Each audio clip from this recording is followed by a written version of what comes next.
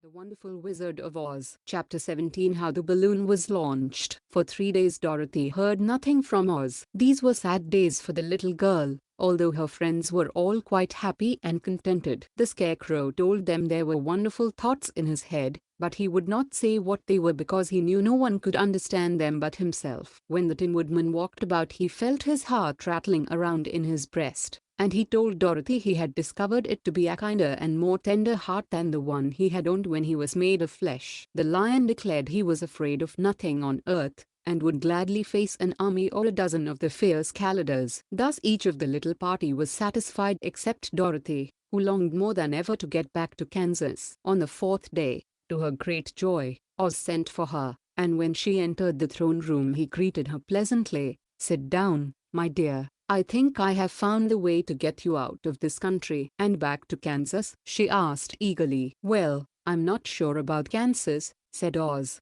"for I haven't the faintest notion which way it lies. But the first thing to do is to cross the desert, and then it should be easy to find your way home." "How can I cross the desert?" she inquired. "Well, I'll tell you what I think," said the little man. "You see, when I came to this country it was in a balloon. You also came through the air, being carried by a cyclone. So I believe the best way to get across the desert will be through the air. Now, it is quite beyond my powers to make a cyclone, but I've been thinking the matter over, and I believe I can make a balloon." "How?" asked Dorothy. "A balloon," said Oz, "is made of silk, which is coated with glue to keep the gas in it. I have plenty of silk in the palace, so it will be no trouble to make the balloon. But in all this country there is no gas to fill the balloon with, to make it float." "If it won't float," remarked Dorothy, "it will be of no use to us." "True," answered Oz, "but there is another way to make it float, which is to fill it with hot air." "Hot air isn't as good as gas,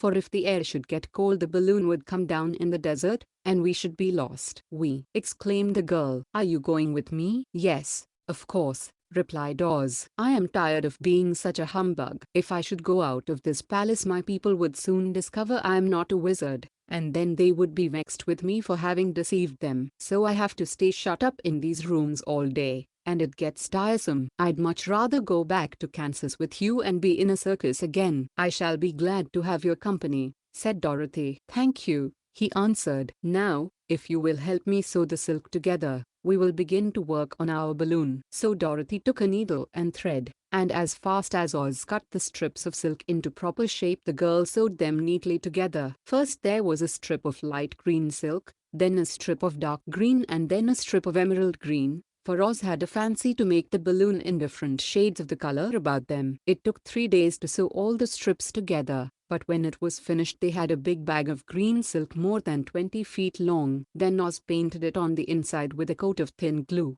to make it airtight, after which he announced that the balloon was ready. "But we must have a basket to ride in," he said. So he sent the soldier with the green whiskers for a big clothes basket, which he fastened with many ropes to the bottom of the balloon. When it was all ready, Oz sent word to his people that he was going to make a visit to a great brother wizard who lived in the clouds. The news spread rapidly throughout the city and everyone came to see the wonderful sight. Oz ordered the balloon carried out in front of the palace, and the people gazed upon it with much curiosity. The Tin Woodman had chopped a big pile of wood, and now he made a fire of it, and Oz held the bottom of the balloon over the fire so that the hot air that arose from it would be caught in the silken bag. Gradually the balloon swelled out and rose into the air, until finally the basket just touched the ground. Then Oz got into the basket and said to all the people in a loud voice, "I am now going away to make a visit. While I'm gone the Scarecrow will rule over you. I command you to obey him as you would me." The balloon was by this time tugging hard at the rope that held it to the ground,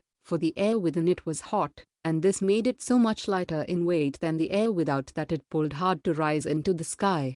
"Come, Dorothy," cried the wizard. "Hurry up, or the balloon will fly away." "I can't find Toto anywhere," replied Dorothy, who did not wish to leave her little dog behind. Toto had run into the crowd to bark at a kitten, and Dorothy at last found him. She picked him up and ran towards the balloon. She was within a few steps of it, and Oz was holding out his hands to help her into the basket, when, crack, went the ropes, and the balloon rose into the air without her. "Come back!" she screamed. "I want to go, too." "I can't come back, my dear," called Oz from the basket. "Goodbye, goodbye," shouted everyone, and all eyes were turned upward to where the wizard was riding in the basket, rising every moment farther and farther into the sky.